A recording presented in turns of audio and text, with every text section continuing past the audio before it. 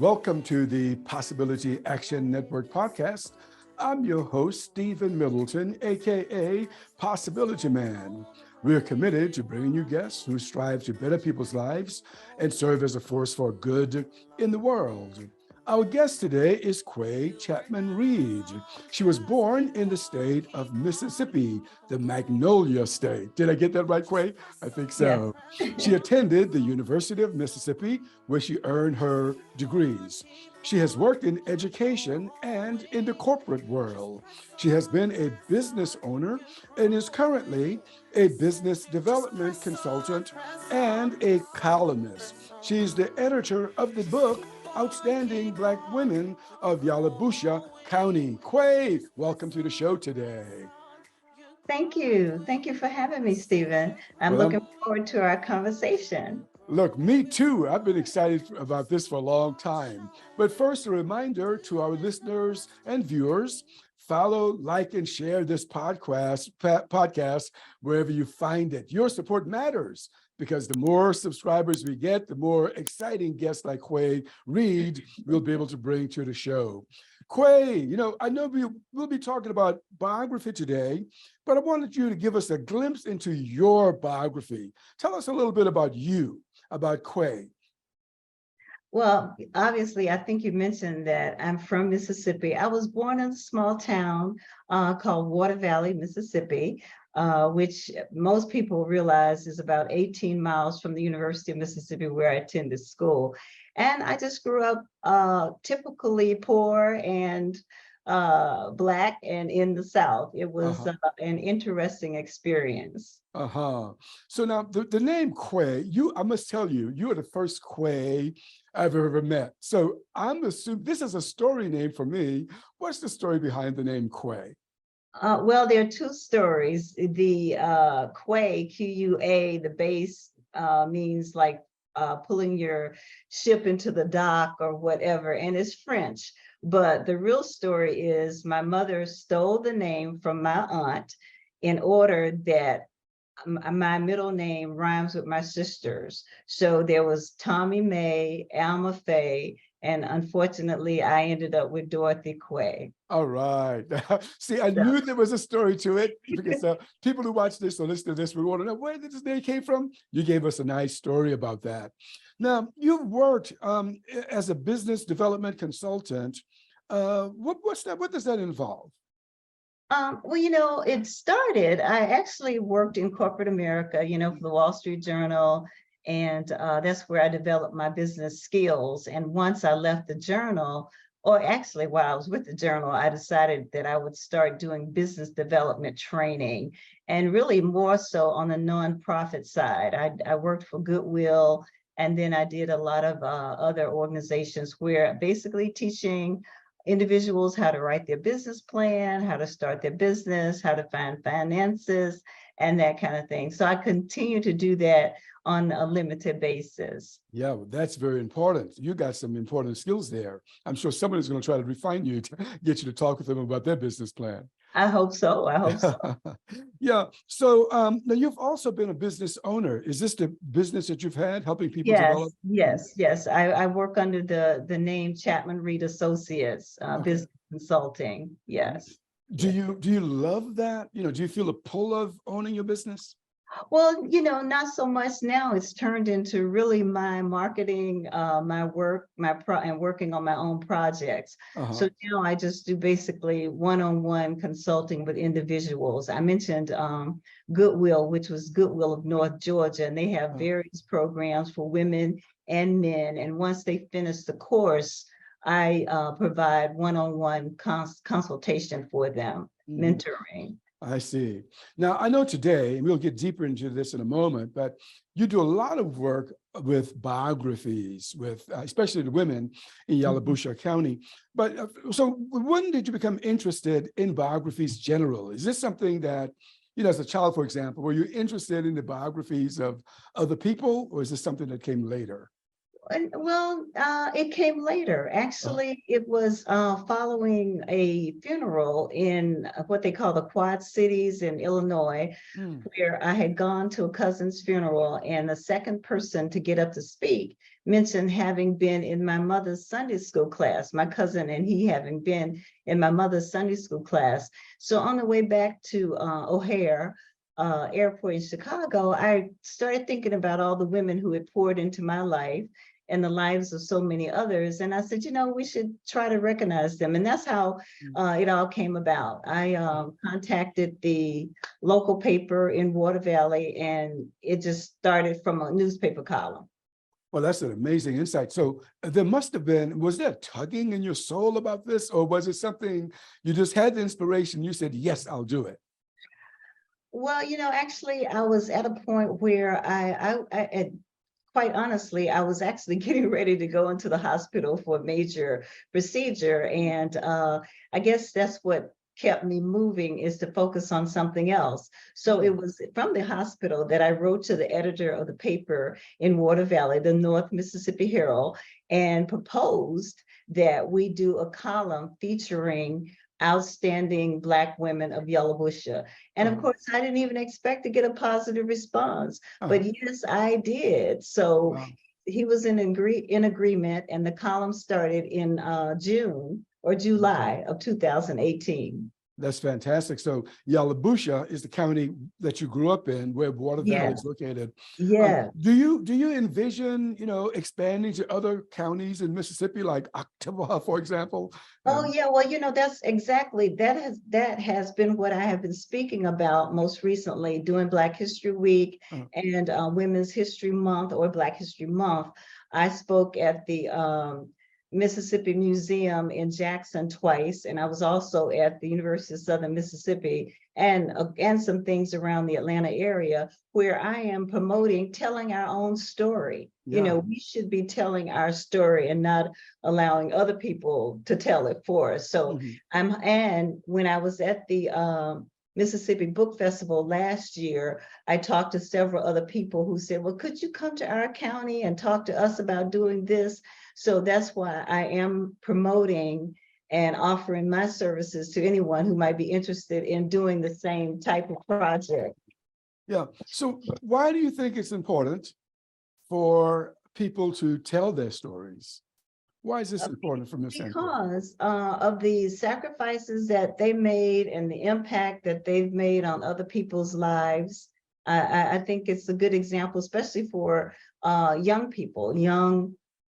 People these days need to understand the sacrifices that others have made to get them where they are today, and why they need to continue to strive for the same kinds of accomplishments, to give back and to serve and to be served. Yeah. So you think that people can be inspired by biography? People can be informed by your biography? Okay. Oh yeah. And we use the term memoirs for some reason. People are into documenting their family history, and once they start researching ancestry.com or whoever, they discover fantastic role models that they didn't know about. So if they have some of these role models still now living in their lives, they should try to record their stories, because stories are overwhelming. Yeah, what you did. Yes, please finish your thought. Just an overwhelming and fantastic stories of, what people have done, maybe the first to register in their town, or they were involved in starting an organization, a chapter of the NAACP. We have some outstanding unsung heroes in this country that need to be lifted up. Yeah, but you made a good point. Ancestry.com, that says a lot, that people are interested, in identifying people in their families and their communities who have done things to make a difference in the world. So how do you go about doing your work? Let's say you wanted to start this project in 2018. How did you come up with, okay, I'm going to find the first person? How did you do that? How did you go about that? You know what? It was really easy. When we wrote the first column, that's what I did. I asked people to contact me if if they have individuals who have influenced their lives in a positive way, females basically. So it was really an opportunity for people to write about, their loved ones or their school teacher or their pastor or their community leader. And fortunately, one family had recently celebrated 100th birthday for their mother. And they had done a beautiful program, which they were able to send to me. And they actually included a story in her own words. So we were able to capture that information and publish a story about Miss Sally Ann Polk. And one of the stories that she told was about how her father had to draw pictures of their feet to take to the store to buy their shoes because they could not go into the shoe store. Yeah. So what was the response of the people that you contacted for their stories or the stories of their family members? Well, here we are now. We're almost 60 articles later, 45 articles. We did a compilation, and that is what is in my book. And the column started in July, and by October, the University of Mississippi, the Center for the Study of Southern Culture, contacted me about doing a collaboration. So this project has grown immensely. That it's turned into an oral history project at the university, where the university provided me with PhD students who interviewed Black families in Yalobusha County. And those interviews are posted on the University of Mississippi website. Well, I bet you didn't see that coming. That's one reaction. That's great. I mean, I bet you didn't see that coming, did you? I did not. I did not. And then of course, when I met with the professors and the students, I took my yearbook, my scrapbooks, because I had worked for the university as a recruiter for 3 years after I graduated. So I had quite a collection. So once they saw my scrapbooks, they said, I think the library might be interested in this. And I'm going like, really?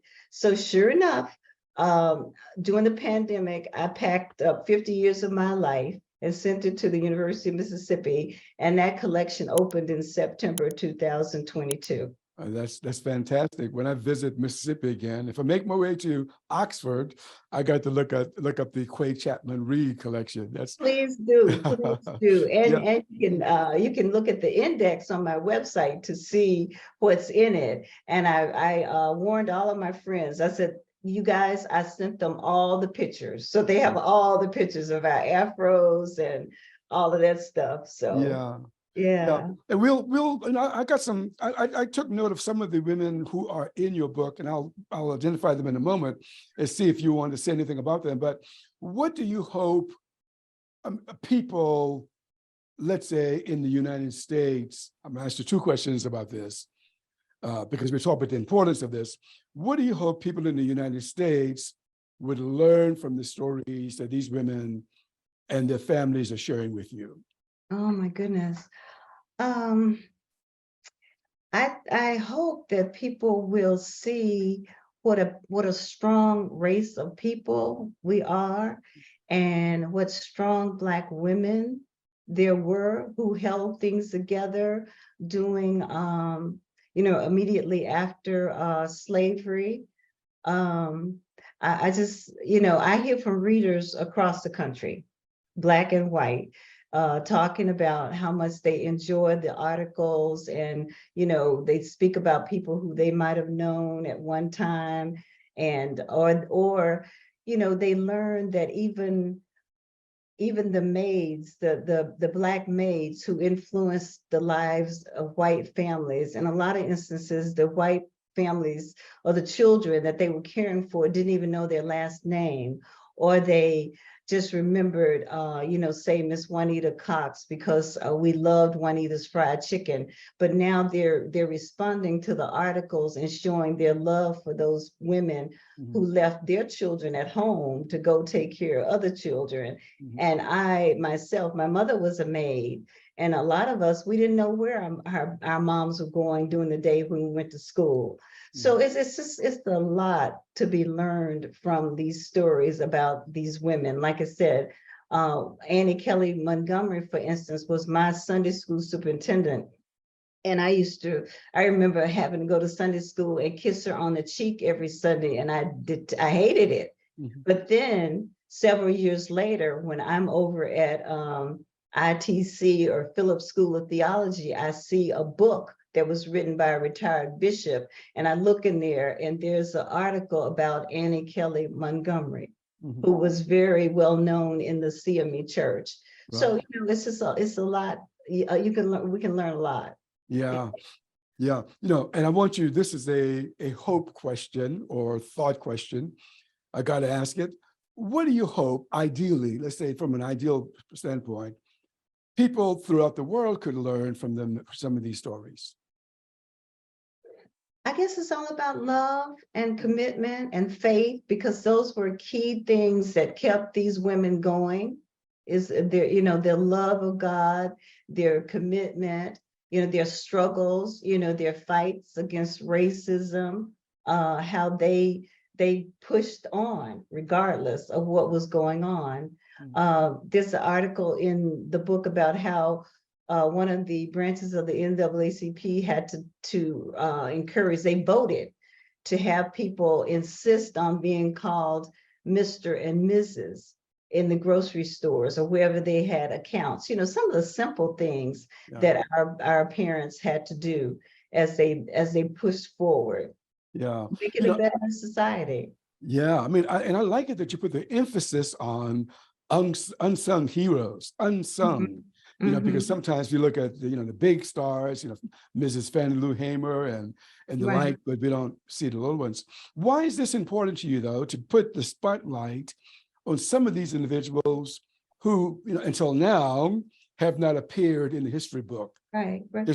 Yeah. It was my way of giving back. It was my way of giving back to them and saying thank you and we appreciate you, and documenting and telling their stories, because there's so many stories, so many good things that they did that have gone unrecognized. So and one thing that we're doing right now is that we're videotaping some of these women for an event in October 14th in Water Valley. It's an event called Art Crawl, but we're going to hopefully put together a film and screen it on October 14th. So we want to capture this, not just in print, but we want to get some of these ladies on film, because they're approaching 90 and 95, and they're getting up there. That sounds like a wonderful project. And if anyone is watching, listening to this video, this recording, I hope that they would make note of that date, October 14th. I can't promise that I'll be there, but I'll tell you what, I've made a mental note of it. It's a place that I would love to be for sure. I'm sorry, go ahead. My last point on that, what we're hoping, of course, is that, that it will end up being a documentary that we can distribute nationwide. That's fantastic. Worldwide. Yeah, I love it. I love it for sure. And look, I want to ask you about just a few of these women. And if you, I know when you write a book, it's difficult to recall everything in it, but I'm gonna throw some names out there. And if you want to comment and tell us a little bit, are you willing to do that with me? Okay. I will try. Okay, great. Well, the first one, and she caught my attention for special reasons. When I give you the name, you'll know why, she spoke to me. Her name is Mrs. Jane Ophelia Williams Pritchard. Oh, well, that's my grandmother. And she is featured prominently on the cover of my book, and she's wearing a white bonnet, and she was born in 1871, and I did know her. On the cover of the book, there is I don't know who any of the other women are. I mean, that's what I'm saying. They're standing on the steps of the courthouse in Water Valley, Mississippi. They are holding white bags in their hand. Some people have told me that maybe they were part of a washerwoman strike during the late 1800s, early 1900s. I'm not sure, but yeah, that was my grandmother. What do you remember about her? I guess I remember that she had such a peaceful, quiet spirit, how she could just, sit on the porch and be so content. And then when she got her check, I guess it was monthly, she and I would walk to town. We lived about 1.5 miles from downtown. She would have her list of the things that she wanted to buy. So I would go with her and get all of her things that she wanted, and then we'd walk back home. She loved her snuff, if you know what that meant, and chewing on those wooden toothpicks things, handmade, self-made twigs or whatever. She was just a beautiful woman, beautiful, strong Christian woman that I love very much. Yeah, Yes. well, I tell you what, when I saw that and I saw that connection to you, and it just kind of hit me. I said, oh boy, I got to ask her about that. But what you're saying is that people who learn about these women or even think about their families, we can draw strength, right? Wouldn't you say that from Yes, this? yes. Draw strength and encouragement and, zeal, the whole works. I Yeah, mean, it just keeps us pushing forward, to make for a better society for everyone. yeah, because I'm sure Mrs. Pritchard did a lot with very little. Oh, Would you say? yes, she certainly did. Yeah. Yes, Let me yes. ask you this. I'm not sure if you have this memory, but do you remember her cooking? Not so much so. No, because Okay. when she came to live with us, and my mother did most of the cooking. So I don't really remember it. I just remember her telling me about different relatives, Yeah. about different things that she did as a child, and as a young adult, that's what I remember most. Yeah. Gotcha. Mhm. Is your mother in the book? Yeah, my mom's in the book. I Okay. wrote about my mom. My mother had an 8th grade education. My father could not read or write, but we did own our own property. My father was a farmer, and that was something that we were real proud of, owning our own land. But we were not, but we were still kind of poor, Yeah. poor. And my mother was very involved in church work and community work. As a matter of fact, she used to take us to the Memphis Zoo on the back of what we called a cattle gap truck. And she took us to the Mississippi Penitentiary. Those were learning experiences for someone, never stayed in a hotel, never ate in a restaurant, but she was the kind of person that people in Water Valley or other older folk older than me will say, yes, I remember Miss Helen. She took us here. She took us there. She did a lot of that. She did a Uh-huh. lot. What's her name? Your mother? My mother's name is Lula B. Helen Chapman. Okay. Yeah, Mrs. Lula. Do you remember her cooking? of course I do. Of course I do. Yeah, Yeah, I yeah. tell you, you got me thinking about the people in my life growing up. My one of my uncles or my grandmother, my grandfather. This is such an important project, Quaye. I'm so glad you're doing it. Here's another name for you, Mrs. Lily Mae Caldwell Roberts. Oh, yeah, Miss Lily Mae Caldwell Roberts. She was actually featured in a book called Delta Jewels by Alicia Steele, one of the professors at the university, along with Dorothy Key, who is also in my book. But Miss Lily Mae Roberts she was so stylish. I was talking to her, and it took me a while to remember who she really was. And then because she had remarried. And so when I said, oh my God, Miss Lily Mae, I remember you, your beautiful hats, your walk, your stroll, all of that. So, but anyway, she was the first woman publicly noted first Black woman to register to vote in Yalobusha County, or I should rephrase that, the first Black person. Mm-hmm. She admits, though, that there might have been others who registered before her, but they were afraid to admit it, because they were probably school teachers or whatever and didn't want to get fired. But it was what we called a road supervisor who encouraged her and her husband, Mr. Joe, to go and register. And she said they did. And Mr. Joe had his pistol in his pocket when they went to the courthouse. And she said, as they walked down the hallway, people were coming out the door, saying like, where are they going? Who is that? What they're doing?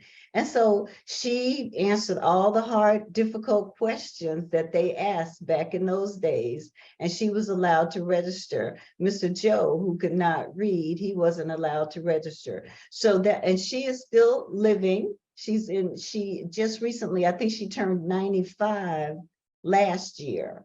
So, but she's something else, just something else. She's been recognized in her church and as well as throughout the community. Right. Yeah.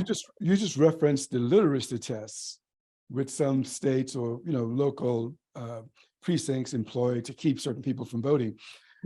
So what can you tell, because some people listening to this or watching this, especially young people, have no idea of what you just said about the tests.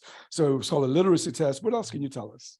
Yeah, well, I can't remember exactly what she said that they asked her, but I think they had her read maybe the preamble to the Constitution and something else, to make sure she understood what that was. And fortunately, she was able to read that and to respond to questions. They might have asked her, what does this mean? What does that mean? Difficult words or whatever, in order to vote.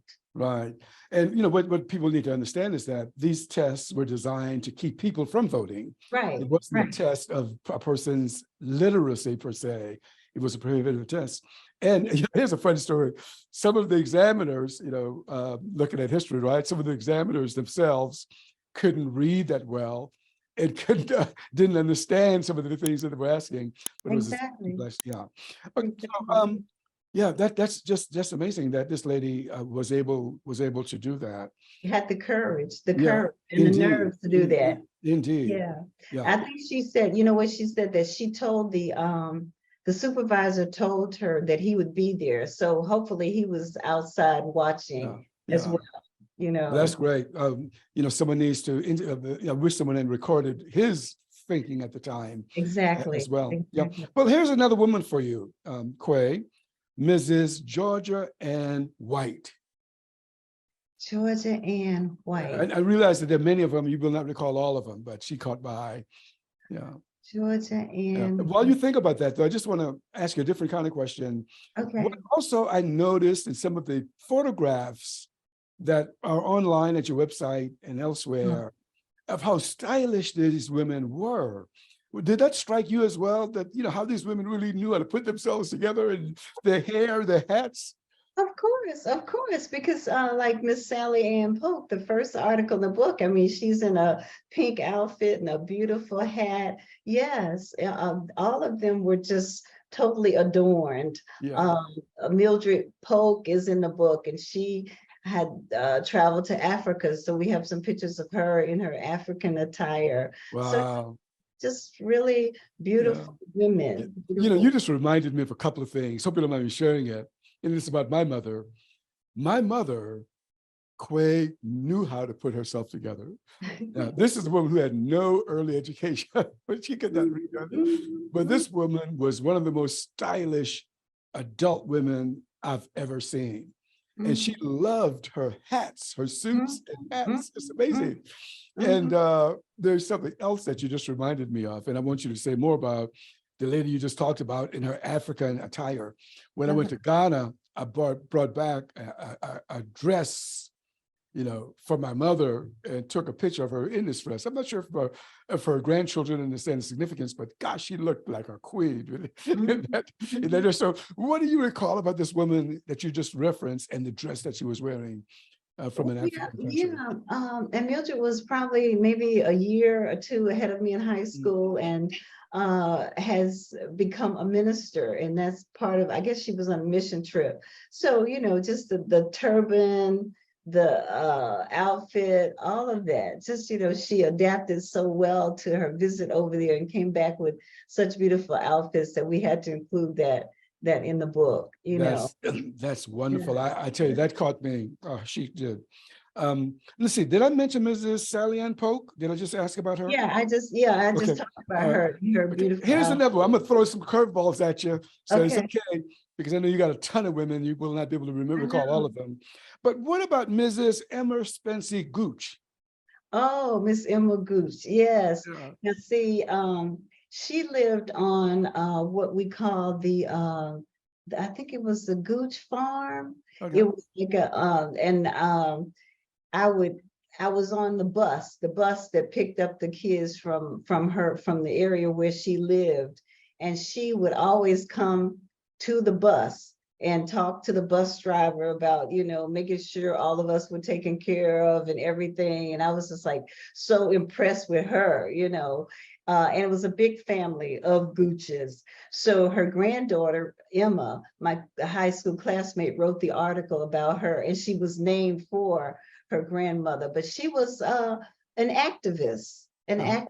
She was a community leader and an activist, always fighting for the rights of the disadvantaged. Yeah, Uh-huh. Miss You know, Emma. I tell you, Quay, I hope that people around the country will just be inspired by the work that you're doing. Yeah, Because in my own community, there are women like the ones you exactly.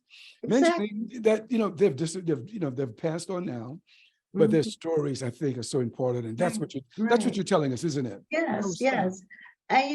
Stephen, what I did when I saw how this was going, I just put together a spreadsheet of uh, all the women that I knew and started contacting them or their loved ones. And there are several that, hesitated because they don't like to write, or we don't want to talk about it, or, those kinds of stories. So my book and column just features a collection of women, not all of them. uh, A lot of the women are educators. A lot of them were, like I said, homemakers and maids, like my mother. A lot of them worked in the factories and all of that. Miss Mamie Shields, for example, was a home demonstration agent. She went around and taught people what foods to grow and purchase and cook. There's just so many. Some of them started schools even, and they yeah. went, and education was an issue. They were allowed to teach with a high school degree, but a lot of them went on to several colleges over the summers to get their BS degree and beyond. And that just showed such stamina and fortitude. Yeah, I'm just impressed just thinking about, I lived in Mississippi, by the way, for 11 years. Oh, yeah. Yeah, and I met people who were teachers in the 50s and, Mhm. 60s. I'm thinking, how did they become teachers? It's just incredible. Right, right. Yeah. So how Yeah. did you feel about that to touch these people who were teachers at a time when, some people had, of certain backgrounds had difficulties navigating that. How did that make you feel? I am just, I am blessed. I am Yeah. so blessed. We were so blessed to have them, and glad that they persevered and set an example for us, because much of what we have accomplished, what I've accomplished, and so many of my friends in Water Valley have been on the backs of these people who were, cleaning. I had no idea that some of the men in my hometown Uh-huh. were working on the college campus when I was in school. I didn't realize that, Uh-huh. I was so naive. My cousins worked in the cafeteria. I knew that. But it's amazing now to learn that some of the men and women from Water Valley, were driving that 18 miles up to Oxford, working on the university campus where 10 years before they couldn't even take a class or anything. Uh-huh. So, I mean, this is just a way to give back, and it's so like most of the communities that we've grown up in. That's Yeah, what I say. Other people can do the same thing that I've done with this project, and they that's should. that's great. I tell you what, you yourself are an inspiration. Now, is your biography, Quay, in the book? No, Oh, no. come on. It has No, to be no, there. but they had to force me to write about my mother. Uh, They kept saying, "Well, you keep calling us, asking us to write about our people. Why don't you write about Miss Helen?" Is what they call my mom.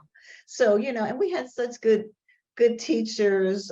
Miss Ruby Hall is one that we all loved so dearly, and her two daughters wrote about her. And I tell you, when I got their rough draft, I was just crying. I could not take it. Even when I tried to edit it, I was still crying uh, because of the impact that Mrs. Hall had made on so many of us, but yet and still we didn't know the sacrifices she had made. She did hair, and her husband was a barber. So, people hung, and she taught math for 20 plus years. So people always hung out at her house. But what I didn't know is that they had made a mini trip to Jackson, the capital, trying to get disability for Mr. Hall, and they were never able to do that. They had 7 children, to tell you a funny story, and they'll probably kill me for this, but her oldest daughter and I were in high school together. We were freshmen at Ole Miss together. The second daughter came, and we were in the dorm, and they says, well, we got something to tell you. And they said, Mom is having a baby. And we went, what? Having a baby? We could not, but we were like, oh, she's too old to be having a baby. It's already 6 of y'all. And that baby was born, and we loved her so much. And she is an outstanding attorney out in Phoenix, Arizona, as we speak. That's wonderful. Anyway. Yeah. And Mrs. Hall was one of the ones who, like my mom, drove us back and forth to school, and that's what I'm saying. That's great. That's a great story. Now you pivoted, Quaye, and asked you about yourself. I'm going to come back to that. But okay. let me roll back about you. So thinking back when you were in school, as a youngster, as far back as you want to go, who are some of your teachers that inspired you? Just a couple of them. Yeah. Oh my goodness. Let's see. You know what? I'll start with Miss Diane Henderson, who was the principal of the elementary school. And there was Mrs. Dahlia McLeod, who was also a principal at one point. But then there was Miss Hazel Hawkins, my 3rd grade teacher. Oh my gosh, Miss Annie Kelly. Miss Lucy Kelly is in the book. She was another of our teachers. So there was just so many of them. They just, they loved us, and they nourished us, and we owe them so much, because like I said, when you think about the sacrifice they had to make, to put gas in their car, if they had a car, and they taught us, they instilled morals in us that we live by today, So, like I said, there's so many others. There was a lady who lived next door to the school, and I haven't been able to get her children to write about her, Miss Sylvia Bland, where if a child needed a change of clothes, everybody said, well, go get some from Miss Sylvia. If somebody forgot their lunch, go see what Miss Sylvia can do. Just, and think about growing up in that house where everybody from your school came and asked your mom for something. So we just had a lot of that's what I'm saying, outstanding women, outstanding. Yeah, but I want to stay with Quaye for a little longer. Okay. Now, you've been around education your entire life, and now you are you're a writer. So where did this come from? Were you always interested in education, or did the bug hit you at some point? Well, you know what? When I graduated from high school, my intent was not to go to college. I had high school was so frustrating because it was 1969, 1970. We were going to be the last class to graduate from the all-Black high school. And, that we were emotional about that. And so they sent in the fall of 69, we had a white counselor for the first time, and they started testing us, and they didn't explain what the testing was for, these achievement tests. Yeah. So my class was a little radical, so radical that they decided that we as juniors were not mature enough to take the seniors on a senior trip. So we had kind of a bad taste in our mouth. And so when I graduated, I was bound and determined to get out of Mississippi. I went to Detroit trying to find a job, couldn't find a job, had to come back. And my mother says, well, I guess you're going to school. So the night before registration, she took me to Mrs. Dotsy Foster's house in Oxford.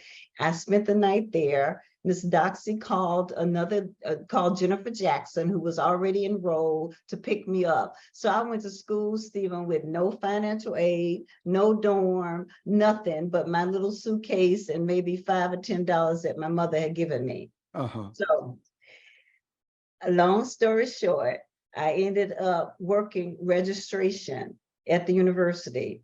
And it was through my working in the computer center and registration that a graduate student who had come one summer told he was working in admissions, and he says, well, you know, they're getting ready to hire a Black recruiter. You should apply.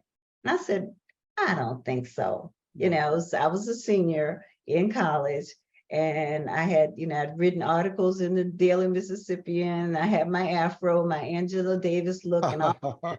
So, but I did apply, and that summer, I was working at my cousin's service station on Main Street, Water Valley, in my Daisy Duke shorts.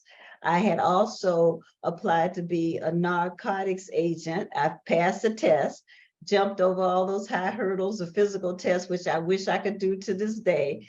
Anyway, I turned that job down. Ole Miss offered me the job, and I became the first Black admissions counselor, and actually the first Black person hired on the administrative level, on the administration level at the University of Mississippi. And I ended up recruiting for 3 years.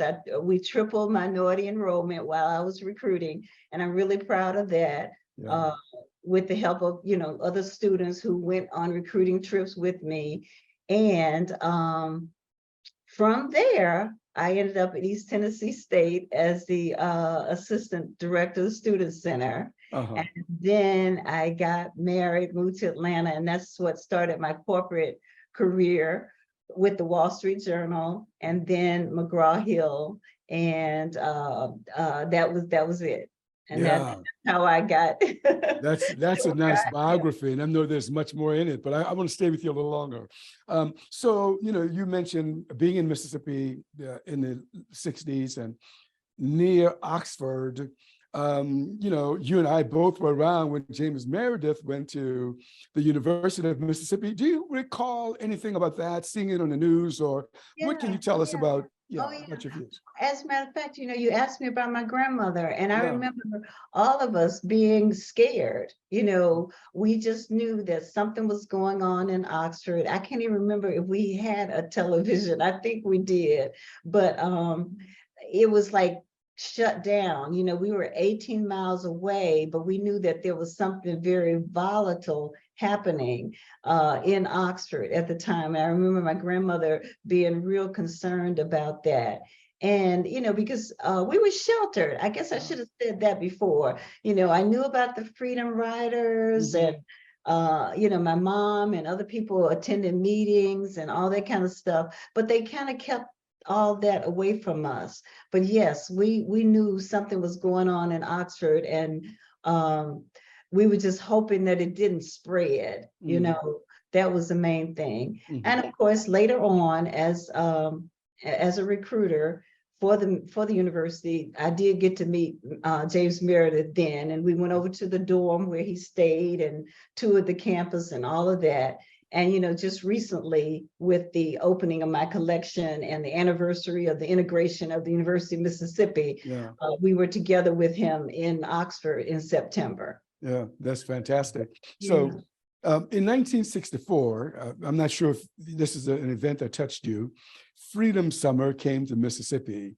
Did you have any contact with any of those civil rights workers? You know what? The one person that I always remember was Cotton Reader. Okay.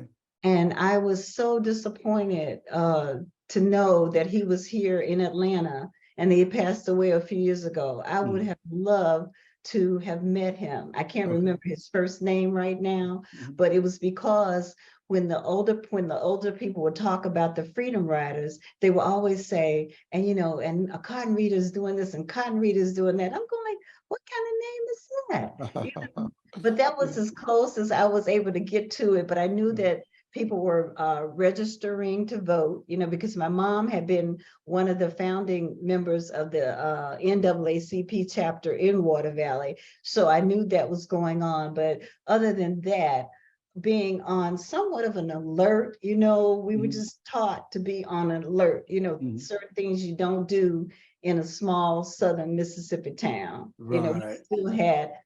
we still had some white and colored signs and different Mhm. doors to go in and that kind of thing. So that's Mhm. as close as I got to that. Right. So now, they want to stay with you a little longer, Quaye. You pivoted on me, Keep so going. I got to press you. So you were in Mississippi, you're at the University of Mississippi in Oxford, and I want to repeat that. You Yes. were at the University of Mississippi, Ole Miss, in the early Mhm. 70s. What was that experience like for you? Oh my goodness. Now, I should just tell everybody, you can just go to my website and you can hear the talk that I made on September 29th, where I summarized my Ole Miss experience.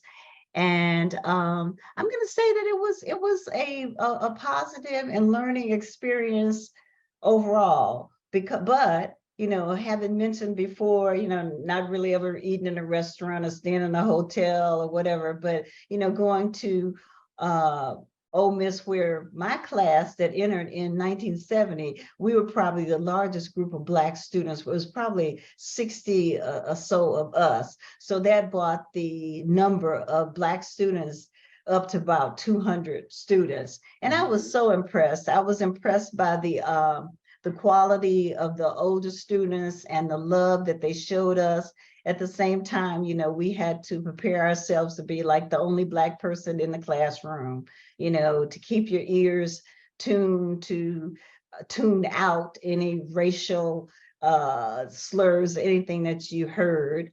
And to try to focus on getting your education, and that's what we tried to do. And there were a lot of distractions. There were a lot of distractions. Yeah.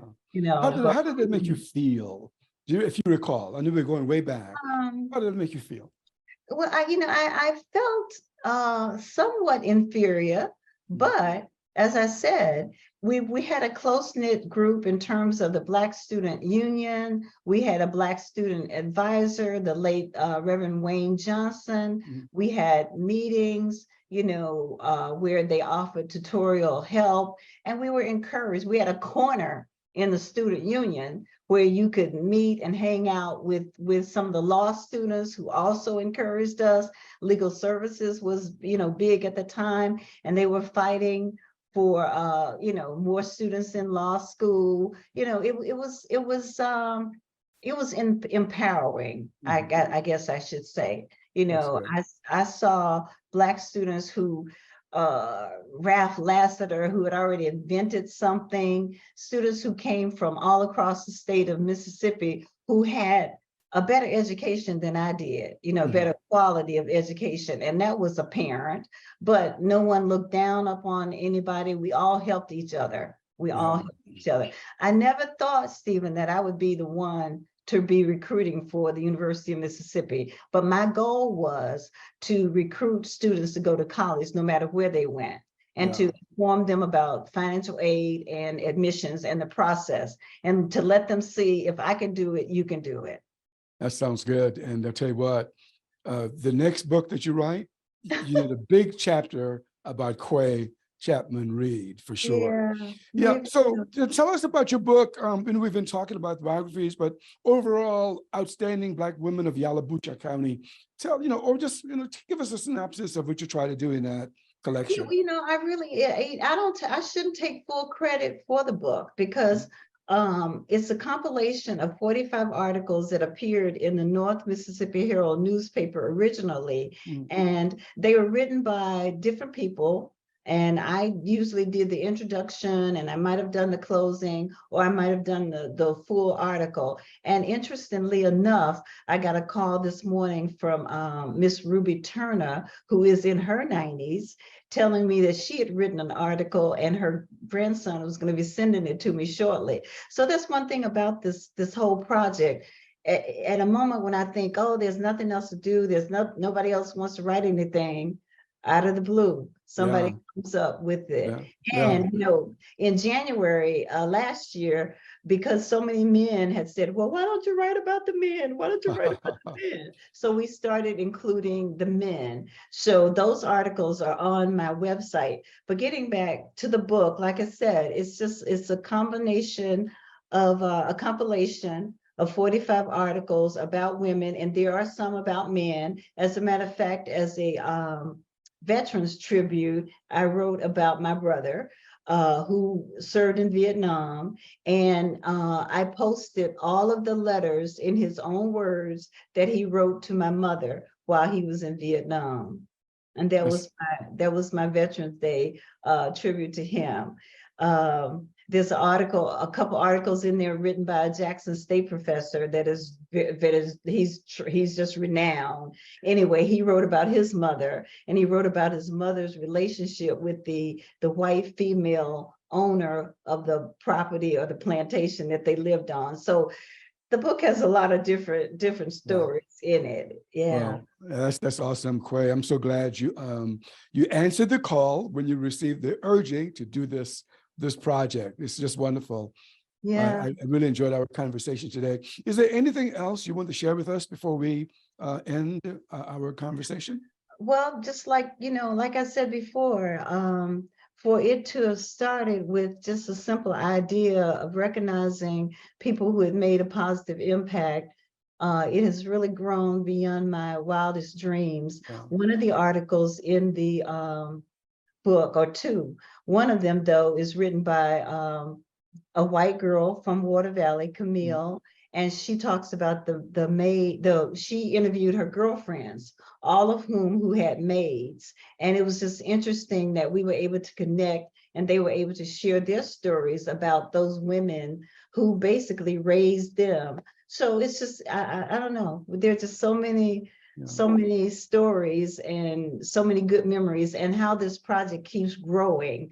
Like I said, I never thought that it would turn into an oral history project where the students interviewed families, and they did a spoken word presentation in Water Valley and at the university. So all those students have gone on and earned their PhDs now.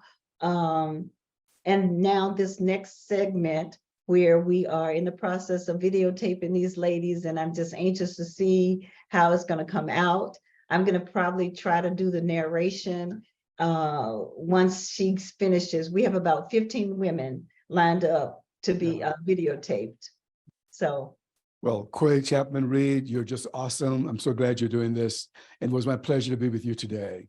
Oh, thank you, Stephen. I enjoyed it. And we'll have to do it again especially after the videotaping is done and maybe a documentary is out there. So I'm gonna hold you to it. I'm gonna hold you to it. We'll be talking again. All right, sounds great. You've been listening to the Possibility Action Network podcast. Our guest today has been Quaye Chapman Reed. I'm your host, Stephen Middleton. Until next time, good day